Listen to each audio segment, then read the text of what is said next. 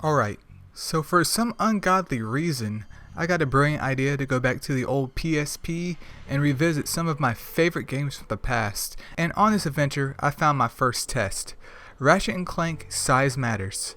In this video I will go in some depth about the game, exploring my thoughts on it in terms of gameplay, music, plot, execution, and of course, is it still worth playing today or nothing more than nostalgia. As time goes on, we inevitably forget games like these, and I, for some bizarre or masochistic reason, want to keep them alive. So, we all know the PSP, right? Sony's second handheld, which came in some cool colors and had those god-awful weird UMDs. Okay, good. Let us not forget the weird Memory Stick Pro Duo that no one ever heard of before the PSP either. Like, what the heck? With the system also being the controller, it also means that the scope of games was limited not only by its software, but hardware all the same. Luckily, Ratchet and Clank Size Matters does not suffer from this issue.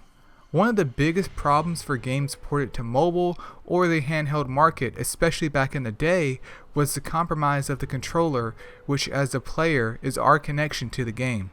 But Size Matters lets us do what we have done in past Ratchet and Clank games, just in a slightly different manner. Strafe can be activated via directional buttons if you are a weirdo, or if you're a Chad, it's on all the time.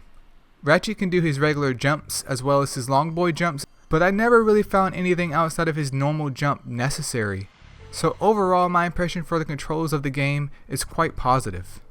Now, Ratchet & Clank is not known for its immersive story, but more so for its comedic value to some degree. Size Matters focus on technomites, a mysterious artifact from an ancient race. This of course leads us to traverse space and multiple planets. Ratchet gets kidnapped, we get some dope Clank levels. Ratchet then enters the dream world and even the innards of Clank himself. Giant Clank comes out, pretty much every slice of Ratchet & Clank, just in small bites. But the only sort of significance in this game's plot is our boy Scrunch, making it known that Quark's real parents died via the Technomites, and that is it. I mean, come on. How many of you guys can break down the entire Ratchet and Clank plot? That's what I thought. You mean your friends, right? Ratchet, that is very insensitive. The game features plenty of weapons, which consists of 4 levels total. By hitting that 4th level, the weapon then changes into its final form.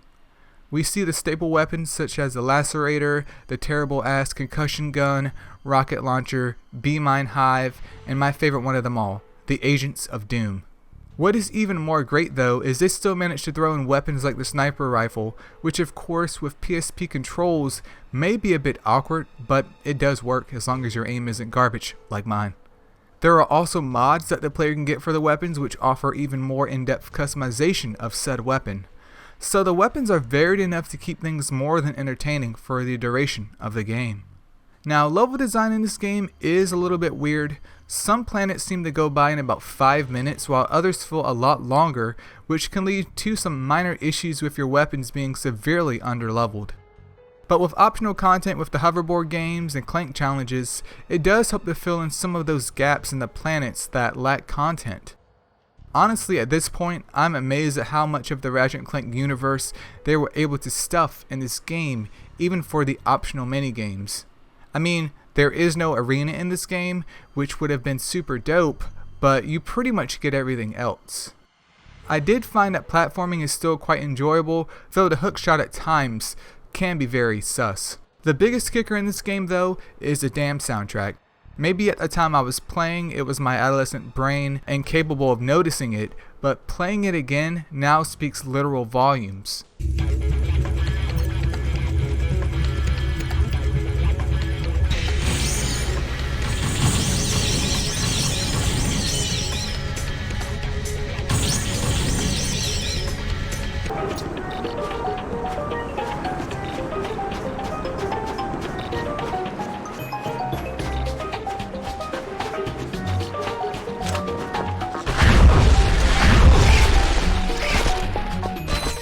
The overall soundscape of this game is bussin', with music that just pumps you up as you blast away at any and everything in your path. So where does that leave Ratchet and Clank Size Matters in 2022? Well, here's the deal. Considering this game was a PSP title in its original conception, not talking about the PS2 version that came later, I am looking at it from that point of view. It is short and sweet. It almost perfectly encapsulates the prior Ratchet and Clank games of that time, which ended at deadlock. And just like the other games in the series, it always welcomes replayability. One of the scariest things about revisiting games is realizing the game you used to love is garbage, as either your tastes have changed or you simply played better produced games. But personally, Size Matters still lives up to its name today. It is proof that regardless of a game's length, production, or graphics, if it is executed correctly in being a fun, engaging, and at times challenging experience, then it has completed its goal. So yeah, I hate to break it to you, my dudes out there, but regardless of what the ladies tell you, your size does matter.